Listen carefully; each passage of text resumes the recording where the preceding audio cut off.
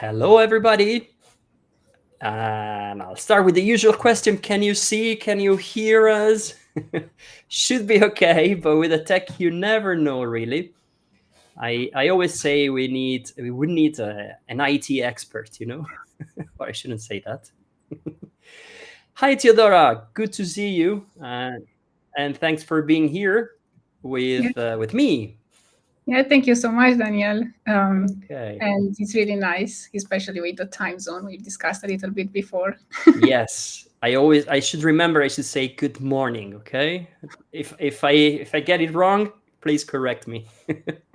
That's fine. Okay. So I think it seems to be working. We're live both on LinkedIn and YouTube. So things seem to be working well. So again, hi everyone and welcome to our live event, How to Speak Up with Confidence, which is something that, I don't know, it goes across different roles, different industries. It's about language, but it's about how we connect when we speak, when we communicate. The king or the queen of the soft skills, communication. And I am really glad to have here with me speaking and communication coach 𝗬𝗨 𝗨𝗬𝗲, all the way from Romania, but in the States at the moment, aren't you? Yes, it was a long way, a long travel. Nice to Yeah. be back. Great. So as usual, we're here, and feel free to ask your questions. Feel free to interact. We will try and address questions as they come. Hi, Adriana. So good to see you here. Well, to know that you're here. We don't see you, but we know you're here. And if you do have any questions, feel free to ask. We would love to keep this as interactive as possible. So it's Friday afternoon here, Friday morning in your part of the world, Theodora, but regardless of the time zone, it's Friday, so we try and keep it as light-hearted as possible, let's say. Okay. Yeah. So I think, like, the first thing, we are gentlemen and gentlewomen. So the first thing is, let's introduce ourselves. So Theodora, you do the honors.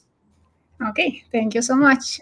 So I'm Teodora. I'm a speaker and communication coach. I started my career in tech. I've been there for 11 years, started as a developer in Romania. I moved 7 years ago with my spouse to the United States. It was a big and bold move for me. And here I didn't do development anymore. I started working directly with clients as a solution architect, as a project manager, and communication was totally different. Working with technical teams, now working with clients that are not technical, that was a big challenge for me, and especially speaking in a non-native language, and English was not my strength back then, to say so.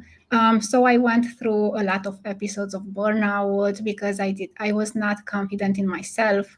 I start to compensate with working more. And I didn't know back then that it was communication. So I started improving my technical skills and everything else, but I was repeating the same pattern. And that's why in January 2021, after almost 3 years of being here in the United States, I finally figured it out that the reason is that I don't know how to communicate. So I start buying different programs on public speaking. I start improving my communication skills, and I saw big results. I start getting promotions at work. I start building trust and aligning the technical teams, the clients, and more importantly, I start having confidence in myself. And yeah, that's what I'm doing today. I'm helping managers. My main focus is our own technical managers to help them remove all these communication barriers, create alignment in their teams, and more importantly, is to know how to express themselves confidently. Yeah. Wow. I love this story, Theodora, and for one particular reason, because I can actually recognize my own story in what you're saying. Slightly different, but not that much, to be honest. because yeah, me too. I moved to Ireland many years ago, and I started working in IT, and like I put so much energy and effort into getting everything perfect. Like, okay, I want to be prepared on the company. I want to be prepared on the language. So I'm studying. I want to get such and such certification. And, like, it was fine. It was perfect until it was not fine and it was not perfect anymore. Because what happened was, like, I spent so much energy. Hi, Anwar. So happy to see you here. And, putting all this energy into getting like the perfect language. Yes, I need to master the grammar. So I'm going to study, and then I want to get the certificate. Well, no, I want to get the next one. And then I went through career stagnation. So what you see is like people who have theoretically a lower level of language, getting promoted, getting interesting projects, and you're there wondering, And at the beginning, you start blaming everything. Like, you blame the system, you blame the corporate injustice, you blame the gods even, like, you're like, oh yeah, this is so bad, I should be there, I should get promoted. It was communication. So career stagnation came up because I knew the language, I had a lot of expertise, I was in service delivery myself. But what happened was I wasn't really effective with my communication. And what did I do? Well, that's a secret. No, it's not a secret. We're going to talk exactly about this today. What did I do? What did you do? What we are recommending people to do? Not because we think like we have the philosophical stone or something. It's just because we have experienced that, and we think. I'm not doing like the Pope that I say we. I think we kind of agree. It's something that we have been through and we have discussed at length.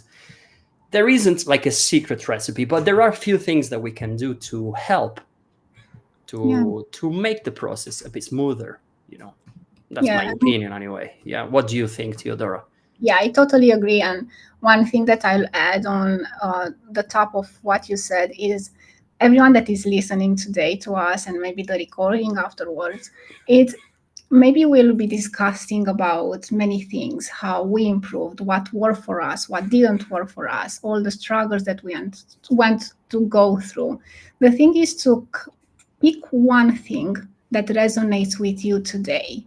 You don't need everything that we discussed today in this live. Pick only one thing and make sure that starting today or tomorrow, if it's too late for you today, start applying it and see how your communication is going to start improving, because that's one of the things that we tend to do. And I'm talking here from my own experience. When I hear 10 different frameworks, I try to apply all of them at the same time, and none of them are working. So just pick one that you think that interests you, that maybe resonates with you more today, and start applying it consistently.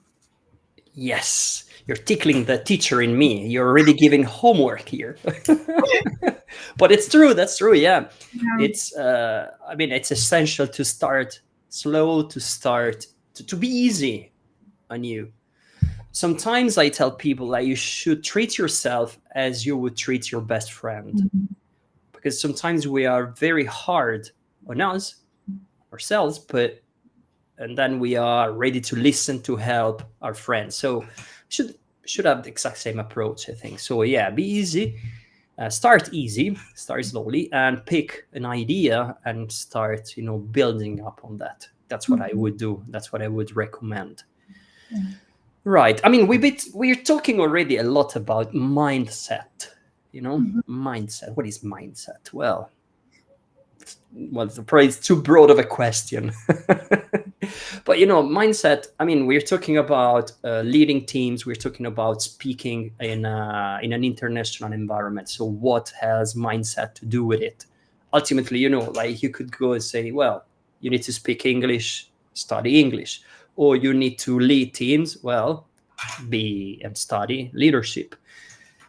Mindset, I think it all starts and that's my opinion anyway, it all starts in our head. So we have the self-doubt, we do something new, whether it's working in an international team or doing something for the first time, like leading a team or being in a new position. And yes, language skills, sure, we can improve. And technical knowledge, of course, we can study and do more courses. But how do we see ourselves? That's probably the first thing we should consider. And I mean, this is what I found in my experience, right?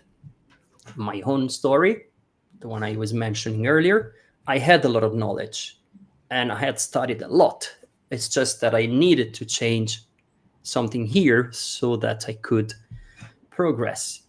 And I see this with the people I work with. So a lot of people come and say, oh, no, I can't speak English, so I could never, ever get an international job. I say, yeah, but what language are we speaking now? Yeah, English. Well, yeah, but this is different. No, it is not different, I think.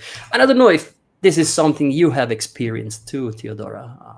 But Yes, that's really true. Especially that I know when I moved here to the United States, it was difficult for me to express myself in English. Even though I came here as with visa, I start working directly with clients. I remember even nowadays that I had my spouse ordering food for me at the restaurant. That's how afraid I was. And as you said, it was about mindset because I was having conversations with clients every single day. But when I had to go to the restaurant to order food, I was not able to do it. And it was not about the English, it was not about the vocabulary, because I also had the menu in front of me. I could just read what I want. It was about mindset. And definitely mindset, as you described, and you describe it well, it is about how you see yourself, not how others see yourself, not about the results that you have, because most of the time we project our confidence to the results that we have. And sometimes when we don't get the results that we expect, we start doubting ourselves. So yes, mindset is about definitely how you see yourself. yes, this is the starting point, I believe. And I mean, that sometimes, I get like this kind of critique. Yeah, but what are you saying then? We shouldn't study the language anymore, or we shouldn't do those courses anymore? I'm not saying that. I'm saying that the two things go in parallel. So you should work on your mindset and also level up. Yeah. And that's what I believe we should do. Like, again, coming from experience, this is not something that as I said, I want to impose on people. And yeah, so what happens is you start talking to yourself in a different way, like considering yourself your best friend. And then, like all these things, like I don't know enough, or my English is not good enough, or people are not going to take me seriously. Well, all these things will slowly fade away, in my opinion, right? Or at least this is what happened to me. These things slowly started fading away. And I don't know. And I think this is what I always recommend people to do. So Anwar has an interesting point here, right? A co-product of how one sees himself plus how one sees others also, which is exactly the point, in my opinion, right? We have this bias. So we go to a different country, for example, or we start working in a new role, and we go like, okay, no, maybe they made a mistake. They shouldn't have hired me. Or I don't know, yeah, I studied, but really, I'm not really sure I can speak English. But like they contacted you, they've hired you, they promoted you, so it means that you do have the knowledge. And so yes, Anwar, to answer your question, that's the first thing, how you see yourself. And that's what 𝗬𝗨 was saying. the way you see yourself is very important to start with.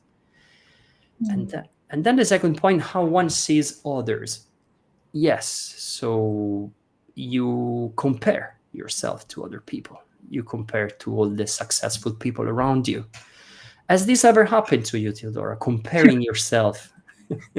So many times. I remember I'll keep giving this example because I know that it was a life-changing for me. When I moved to the United States, I was the youngest in the team. I came here as a consultant, and I was the youngest.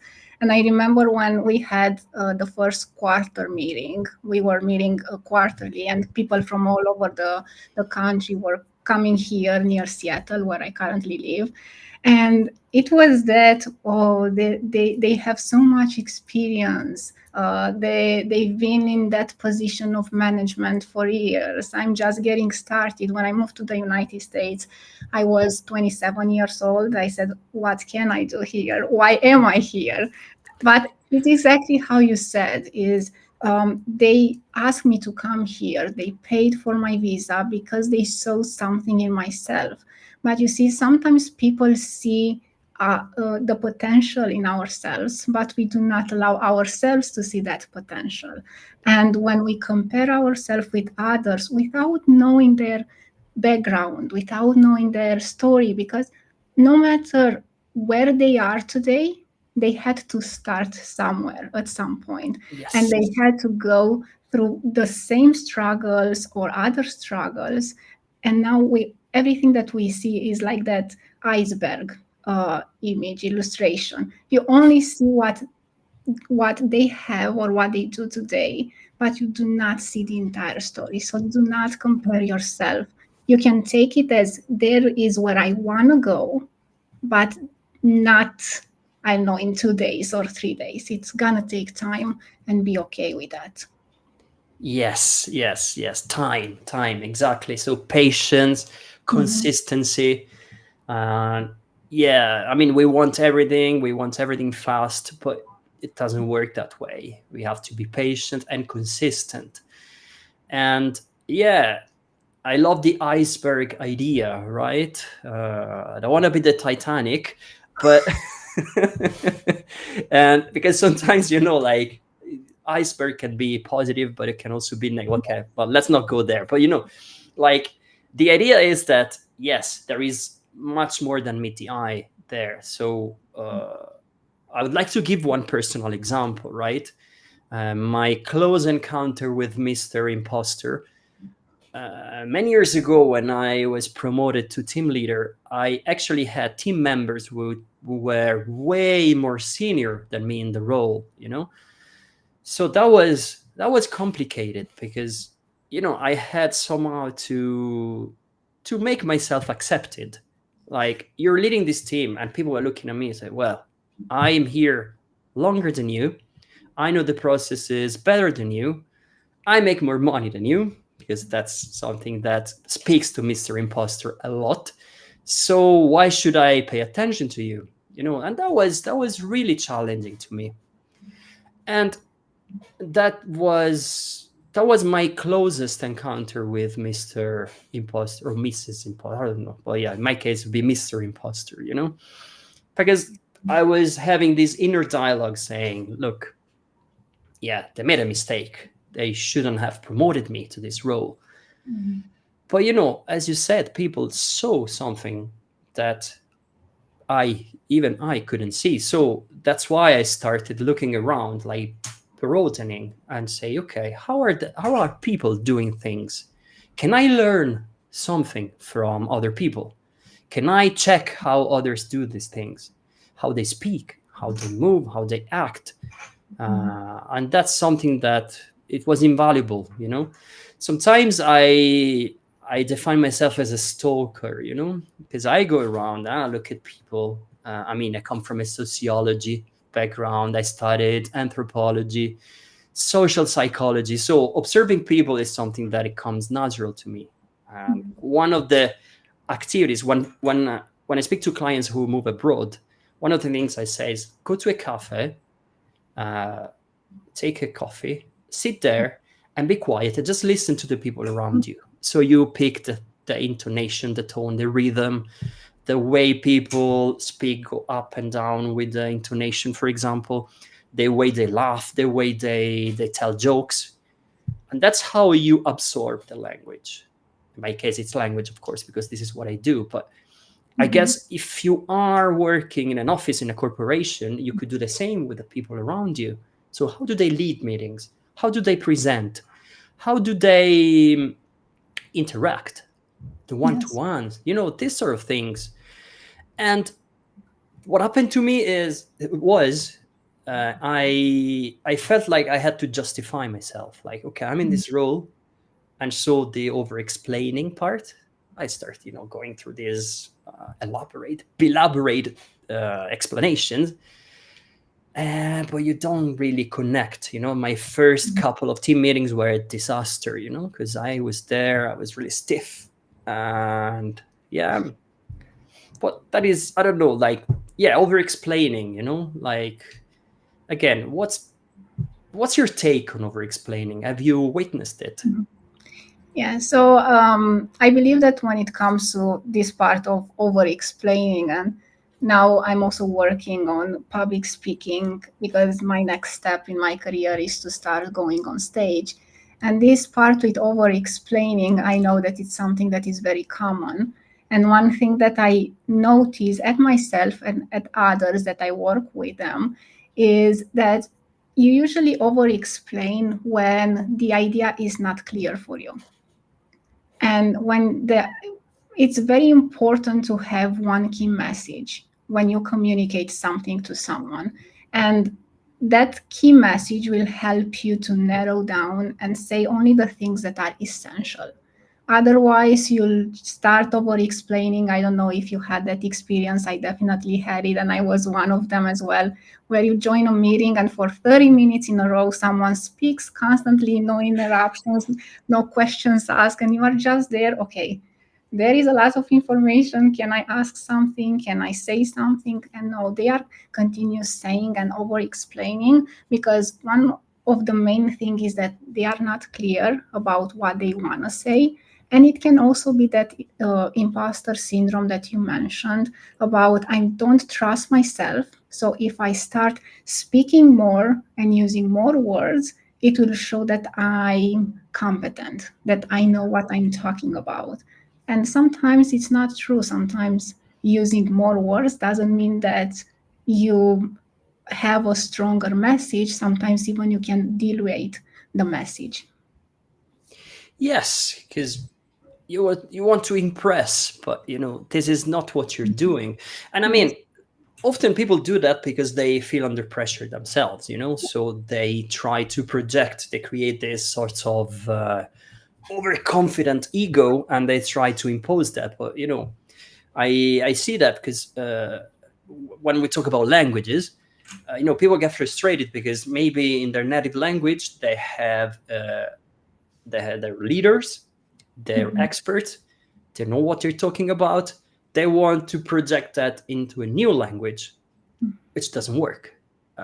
At the beginning, at least, you can't exactly replicate who you are in a new language. So it takes time, it takes patience.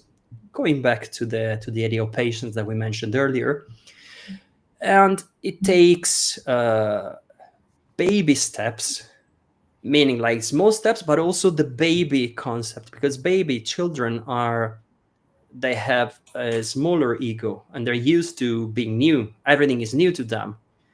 So they are much quicker, much easier when they need to learn things, because they don't have to protect their expertise. You know, they're learning.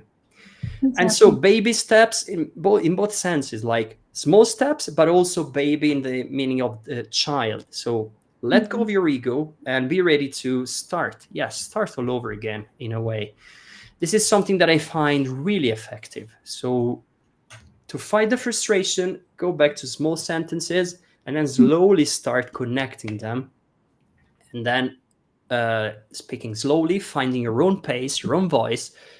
And then gradually you'll become more confident because you have a clearer picture of what you want to say.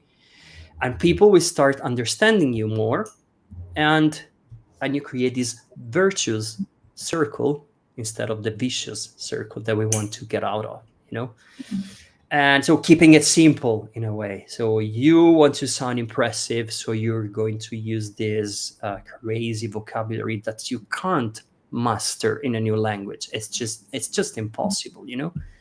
So go easy, again, slow down. And I guess that would be similar in your field, 𝗬𝗨. So in my field would be like starting small in terms of language and sentences. But I also believe in terms of tech expertise and being new to a team, for example, that's something that you need to consider, I'd say. Yes, exactly. And again, I'm sharing from my own experience here, but the same thing applies with other people that I work with, especially people that once they were software engineers and now they got promoted into a management role. And I know that many of us, we are afraid of getting into a management role because it means that you don't have to write code anymore and now you are leading a team. You need to prioritize and your role completely changes. And I noticed that usually when it happens, what we try to do, and again, I'm talking from my own experience, we try to impress people.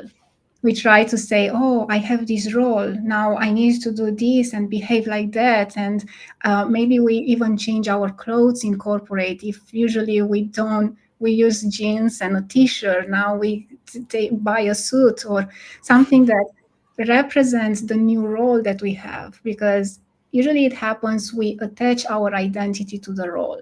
We attach our identity to something else, and we forget who we are in the process. And most of the time it happens, and because of that, we try to impress others, because when we don't trust ourselves, we try to impress others to get that external approval from other people. And I definitely see it a lot, especially in the first-time managers in tech, that they don't know how to behave, especially if your current team were your peers before. Oh, yeah. And you don't want to create any conflicts, and you try to be that nice guy, and you don't know how to communicate with people. And that's why either you try to impress them or you suppress yourself and you do whatever they say just to remain in the same team, just to be accepted.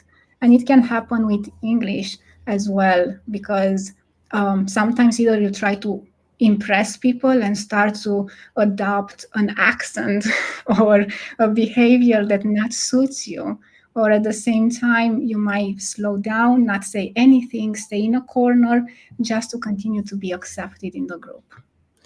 Yes, and I think both strategies are a failure, because if you keep quiet, nobody will ever notice you. Yeah. And if you try to be someone else, eventually you're going to be discovered, you know? So Yes. this is not going anywhere.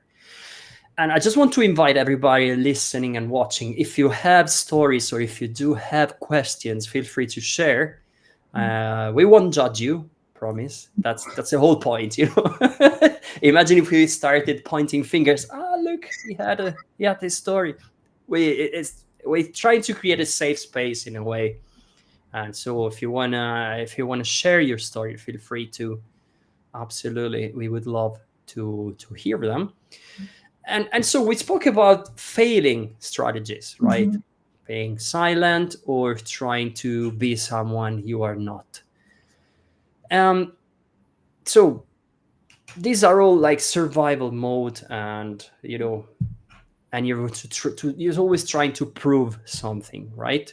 Mm-hmm. So how can we escape this? How can we sort of rewire that and put ourselves in a better position, like leading a team, becoming an engineer manager, getting a role in an international team? So what do we do not to fall into the trap? Yes. Sorry for the crazy question, but you know. It's a great question. And the first thing, and that's actually the first thing that I'm doing when I'm working with people, and is the first thing that I did for myself, was to be aware. and be aware of the patterns that you have, what triggers you maybe to remain silent, to not get into a conflict. Because when you are managing a team, it's impossible to not have at least one conflict, either with your team, either with the clients. You have a conflict, and the conflict doesn't mean that I'm yelling at you or I'm start using bad words. Conflict means that I have an opinion, I have a perspective, and you have a completely different perspective, and I'm here to listen to it, and at the same time to try to explain my point of view. So the first one definitely is going to be awareness. Be aware when maybe something triggers and you notice that you start to doubt yourself. Once you are aware of it, maybe you are in a meeting and you notice when someone's maybe it's more direct with you, you start not saying anything, maybe take a step back and stop talking. From that point, what I recommend is maybe to look, not going too much into the past. I'm not a big fan of going back into the past, but you can look about what other situations in your life made you to feel the same, and become aware, know yourself. And it comes from, because I help people to improve their communication, but I believe that internal communication is the most important one. I can teach you frameworks how to communicate, but if you don't trust yourself, you'll not be using those frameworks. So once you are aware, start identifying practically where this came from and try to change the pattern. It's simple as that. We try to say that I need to do more. You need to change the pattern. If next time, let's say you are in a similar meeting with the same person or another person, and they are maybe too direct for you, if last time you stop talking, this time say something. It's just interrupt the pattern, and your brain is start getting accustomed to the new pattern that you are creating. Instead of remaining silent, it will start talking or saying something. Say anything, even if sometimes, even if it doesn't make sense with the conversation, just say something, because that's how you rewire your brain. And yeah, I assume that it's more or less similar for English as well, but I'm curious to see what's your approach when it comes to It's great listening to this because, well, first I'm happy because it means I was asking myself the right questions when I went through this, when I went through the imposter phase. Yeah, in a way, I was kind of self-coaching, so asking myself, okay, I'm here now, and I am struggling to speak up, but now I am in this position, and I can't ignore that anymore. And so, like I did exactly what you mentioned, and I mean the language. Yes, the language was there. I could speak, but I had this. Yeah, I just want to make an example, right? Because this probably it's easier when we make an example. So back then in my corporate years, one of my tasks was to implement a new strategy in the team, and of course, not everybody wanted to cooperate, and especially more senior members, right? So at one point, I was having one-to-ones just to go through the strategies, and one of the senior team members was plainly trying to walk away from the meeting. Like he wasn't interested in talking to me, but I was leading the team, so he had to. And then I went through that sort of phase you mentioned. So should I keep quiet or should I say something? My normal reaction would have been keep quiet, because that's how my brain was wired that way. So but I made a point of interrupting the pattern. So I actually said something which, well, I can't recall what I said. Probably it's better that I can't. But like I said, look, we have to talk, and you're here to listen, and I'm here to listen. So let's find a compromise. Let's meet halfway.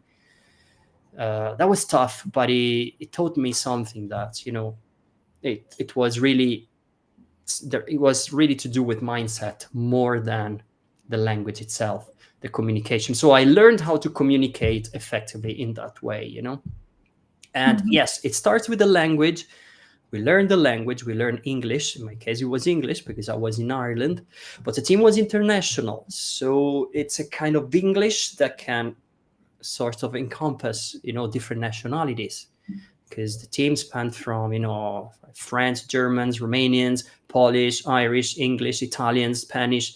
So you have to find a way to communicate with everybody. And these are the sort of things that, say, for example, you do a standard language course.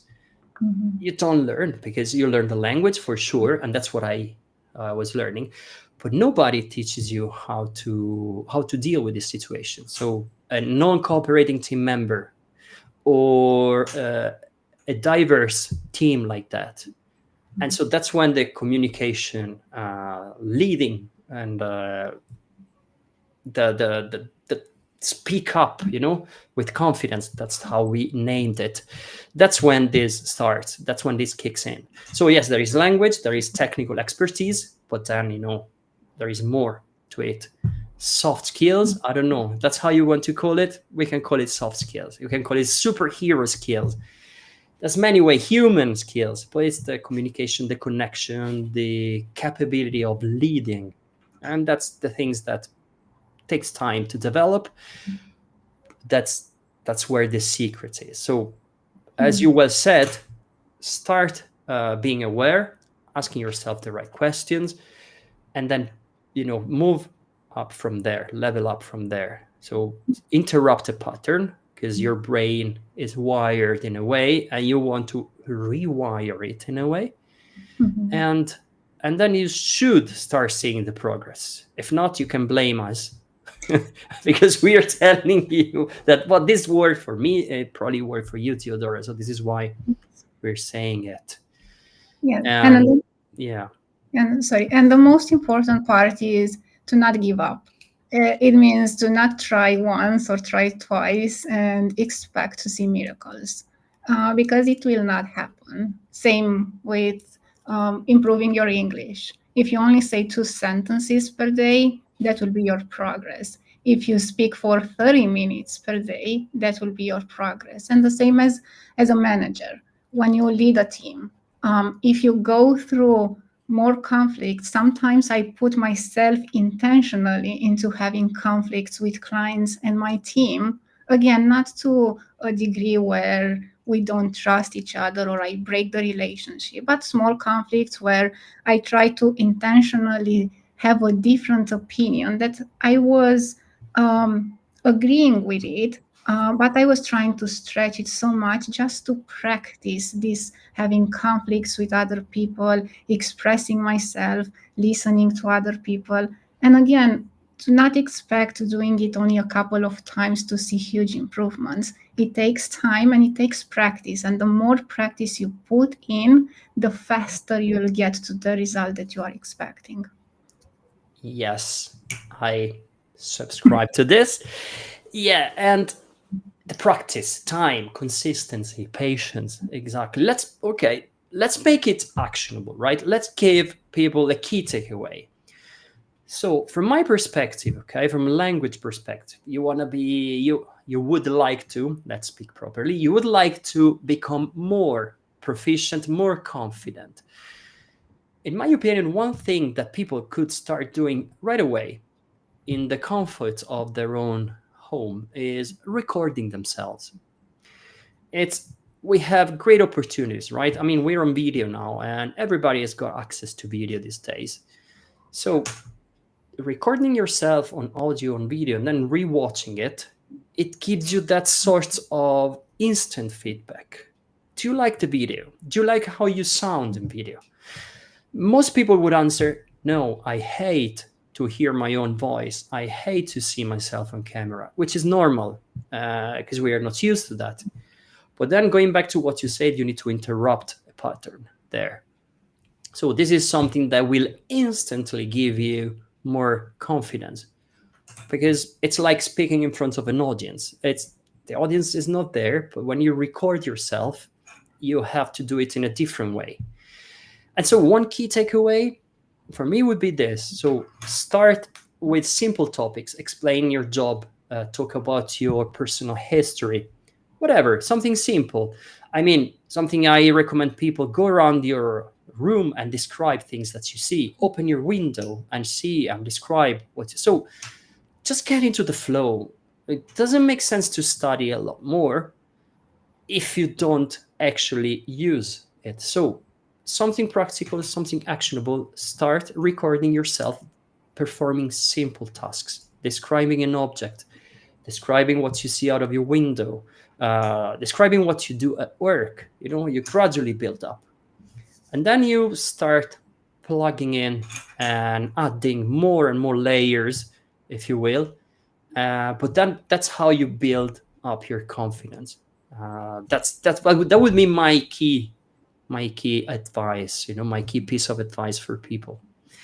And I would ask you the same, Theodora. Would you have something like actionable, simple, that people could start doing right away? Yes, definitely. But before sharing it, I just want to subscribe to what you said, because that's exactly what I was doing when I moved to the United States. And I can say that I saw huge improvements in how I communicate in English. I was recording myself and I was listening to myself. So whoever is listening to us, take that advice from Danielle, because it actually works. I can say it for myself. I know, waking me at 3 a.m, I'll tell you the same thing. Now, on the other side, in my case as a manager, if you are a new technical manager, the first thing is to not try to do everything at once. I know that now you feel like you are in a position where you need to do everything. And again, from my own experience, you feel like if the entire project fails, it's because of you. Let me tell you that it's not because of you. You are working in a team. So one practical advice that I have here is to rely on your team and discuss with your team. Your team is there to support you. You are not there as a manager to try to hold everyone under your umbrella and you to know everything. Your team is there for you. And if you don't know something, it's just telling them, ask them, be authentic. It happened to me so many times. Even I was working with clients from Fortune 500 companies, and I was a consultant that should know all the answers. That's why you come to me, to help you. And be okay to say, I don't know.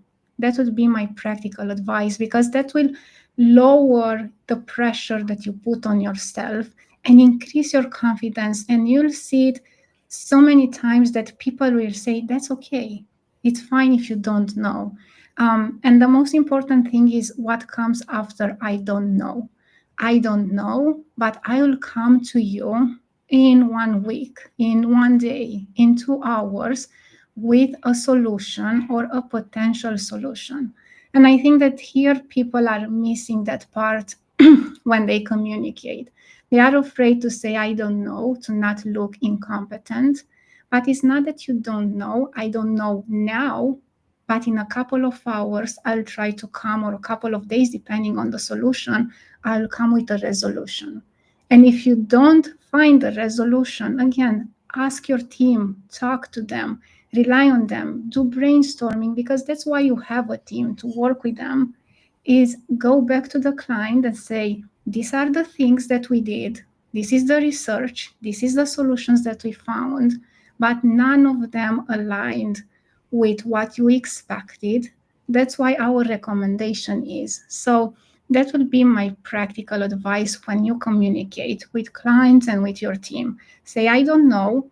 Explain when will you know, or when you'll assume you might know. And if for any reason it happens to not know, communicate what you found. And I think that that's one of the most important advices and things that I can share with someone, because that will avoid you to try to be perfect, to add pressure on yourself, to say yes, even if you don't know yet, and at the same time to not feel like you are incompetent, because it's okay. We are humans. And sometimes, even if you are the expert, you might not have the answers. And people will appreciate you. Trust me, from my experience, people will appreciate you more when you say I don't know, then saying I know, and then come back to them and saying I have no solution. Yep. That's precious advice. Yeah, perfection doesn't exist. So, people, you don't have excuses anymore. We have revealed the secret formula. And I mean, you don't need to change the world, you don't need to change everything, but it starts with small steps, and small but practical, and yes, practical steps. So take action and put yourself out there, start talking, start owning it. That's what I would say.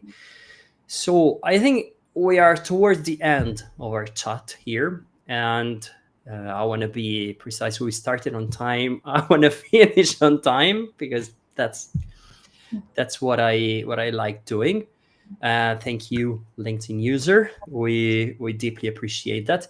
I mean, if there are no more questions, if there's nothing else to share, I think just want to give a quick recap. So it's not about perfection. It's about owning your conversation and finding your voice, communicate in an effective way.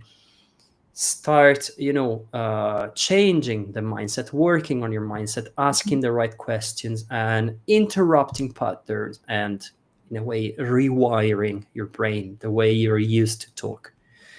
And that's exactly it. I think that's what we need to keep doing, both in language, tech, management, language expertise, management expertise. This is what worked for us, and this is what we hope will work for people watching or listening or catching up on the recording later. 𝗬𝗨, it's been a great pleasure to be here with you and to share this little talk of ours here. Yes, it was really profound, and I really hope that people found it useful. And again, you can even ask. I think that they will have the chat available afterwards as well.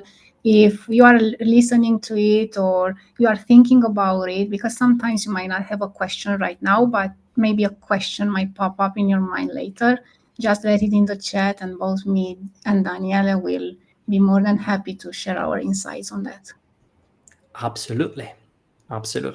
So yes, thanks very much for sticking around and for listening and watching. It's been a pleasure, and it's great for me as well. Lots of memories coming back. And yes, as 𝗬𝗨 said, send your questions, send your comments in the chat. We'll be happy to take it from there. Thank you, Adriana. I'm really happy to have your support. It means a lot. Okay, guys, thank you very much. And yeah, let's keep in touch. Yeah, thank you.